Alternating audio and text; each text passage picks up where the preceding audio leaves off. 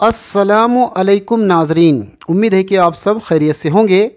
आज मैं आपको इस वीडियो में बताऊंगा और दिखाऊंगा भी कि आखिर मुरूड जंजीरा फोर्ट के हुक्मरान सिद्दी नवाबों ने 1620 ईस्वी से 1948 ईस्वी तक यानी कमोबेश 328 साल तक मुरूड जंजीरा फोर्ट की हिफाजत मुट्ठी भर सिद्दियों की फ़ौज कैसे करती थी। आप लोग अच्छी तरह जानते हैं कि शिवाजी महाराज ने कई मर्तबा पूरी ताकत के साथ कोशिश की थी कि मुरूड जंजीरा किले को स्वराज का हिस्सा बना दिया जाए, मगर वो कभी कामयाब नहीं हो सके। शिवाजी महाराज को जब यकीन हो गया कि सिद्दियों को हराना मुमकिन नहीं है, तब शिवाजी महाराज ने मुरूड जंजीरा से करीब ही पद्मदुर्ग नाम का किला बनाया और मुरूड जंजीरा किले को जीतने का इरादा छोड़ दिया। मगर शिवाजी महाराज के बाद उनके बेटे संभाजी महाराज ने भी मुरूड जंजीरा को जीतने की कई मर्तबा और कई तरीक़ों से कोशिश की, मगर वो भी कामयाब नहीं हो सके। एक मर्तबा तो संभाजी महाराज ने समंदर पर पुल यानी सेतु बनाकर जंजीरा में घुसने की कोशिश की, मगर फिर भी नाकाम हुए। आखिरकार संभाजी महाराज ने अपने ख़ास भरोसे के आदमियों को जंजीरा में घुसाकर मुरूड जंजीरा किले का बारूदी गोडाउन को उड़ाने की कोशिश की, मगर सब पकड़े गए और सब को मौत के घाट उतार दिया गया, जिनमें संभाजी महाराज के ख़ास आदमी कोंडाजी फर्जंद भी थे। इस हादसे के बाद संभाजी महाराज ने भी मुरूड जंजीरा जीतने का इरादा छोड़ दिया।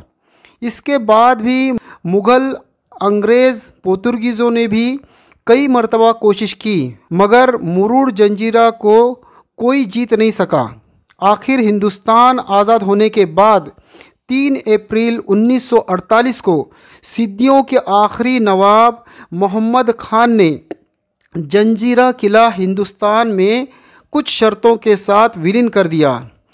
अब मैं आपको सिद्दी नवाबों के वो हथियार बताऊंगा जिसकी वजह से वो मुग़ल, मराठा, पेशवा, अंग्रेज़, पोर्तुगीज़ की बड़ी से बड़ी फ़ौज को जंग में धूल चटा देते थे।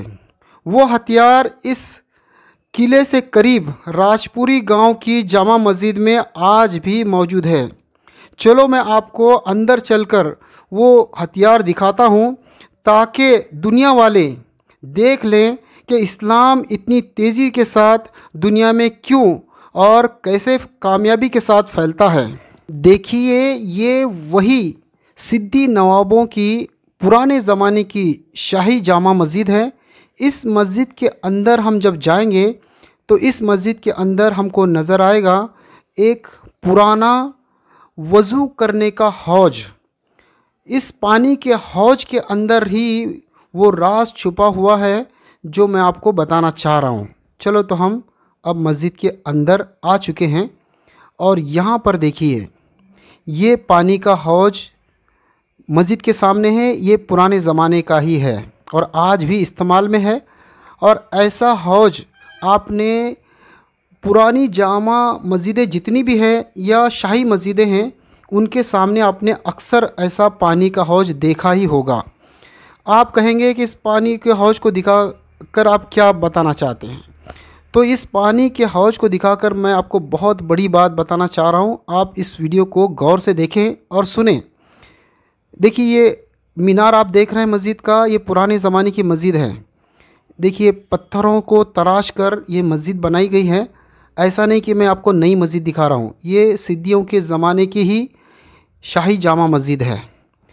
इस हौज को आप गौर से देखेंगे तो आपको पता चलेगा कि यह हौज नमाजियों के वज़ू करने के लिए है, क्योंकि नमाज़ पढ़ने से पहले हाथ पैर धोकर मस्जिद में जाना और नमाज़ पढ़ना ज़रूरी होता है। तो इस हौज के ऊपर चाहे राजा हो या महाराजा हो या गरीब हो अमीर हो, काला हो गोरा हो, देसी हो या परदेसी हो, सभी मुसलमानों को एक साथ वज़ू करने का हुक्म है और एक ही हौज में एक ही पानी से ये लोग वज़ू करते हैं। ऐसा नहीं है कि ये सिद्धियों के ज़माने में ही करते थे, बल्कि आज भी आप किसी भी मस्जिद में जाएंगे जहाँ हौज है, वहाँ पर सब किस्म के लोग, अमीर गरीब छोटा बड़ा, काला गोरा, देसी विदेशी, चाहे जो भी मुसलमान है वो यहाँ से वज़ू कर सकता है। इनके अंदर जात का भेदभाव, काले गोरे का भेदभाव या अमीर गरीब का भेदभाव, ऐसा कोई भी भेदभाव नहीं होता। यहाँ तक के मुसलमान ही क्यों, गैर मुस्लिम भी मस्जिद में आ सकते हैं। आपने देखा होगा कि दिल्ली की जामा मस्जिद, ऐसी बहुत सारी बड़ी बड़ी मस्जिदों में ईसाई भी जाते हैं, यहूदी भी जाते हैं, हिंदू लोग भी अंदर तक जाके देखते हैं, किसी को भी मनाही नहीं है। लेकिन आपने कभी हिंदुस्तान के बड़े बड़े मंदिरों में मुसलमान और ईसाइयों को तो छोड़िए, ख़ुद हिंदू मज़हब के दलित लोगों को भी मंदिर में जाने की इजाज़त नहीं होती। लेकिन इस्लाम में कोई मुसलमान अगर कुरान हिफ्ज़ करता है, चाहे वो किसी भी जात का हो, कोई भी हो, नौ मुस्लिम क्यों ना सही, अभी भी वो इस्लाम में दाखिल हुआ हो, अगर वो कुरान शरीफ अच्छी तरह पढ़ना जानता है तो वो, ये जो आप यहाँ पर नीचे जगह देख रहे हैं, ये इमाम साहब के नमाज़ पढ़ाने की जगह होती है। यहाँ पर वो यहाँ खड़े रह के नमाज़ पढ़ा सकता है, इसमें कोई हर्ज नहीं, और इस मेंबर पे खड़े रह के खुतबा भी दे सकता है, उसको कोई मनाही नहीं है।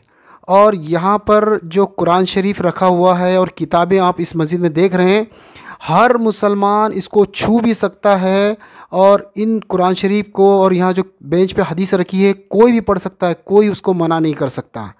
आप खुद सोचिए कि इतना जो है बेहतरीन उसूल इस्लाम के हैं, जिसकी वजह से आज दुनिया में सब में ज़्यादा तेज़ी से इस्लाम फैल रहा है, मगर दुनिया के लोग इस इस्लाम के फैलाव से जलते हैं।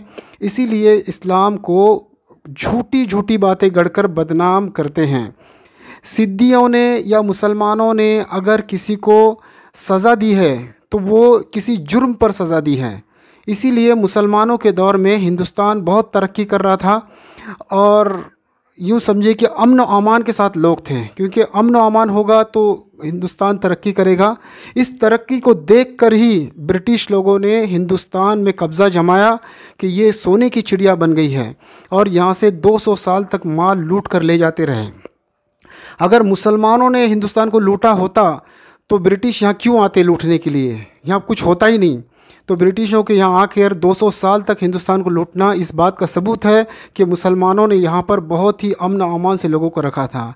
अब आप खुद सोचिए कि जो लोग इस्लाम को बदनाम करते हैं वो कितना काले गोरे का भेद भी करते हैं, और अपने ही मज़हब के लोगों के गले में टोकरा बांधते हैं ताकि उनका थूक नीचे ना गिरे, और अपने ही मज़हब के लोगों के कमर को कांटे बांधते हैं ताकि वो उनके पैरों के कदमों के निशान न।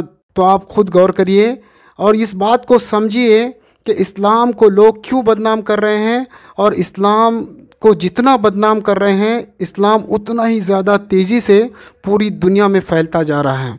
उम्मीद करता हूँ कि मेरी ये बात आपके समझ में आ गई होगी, और सिद्धियों का और मुसलमानों का असल हथियार क्या है।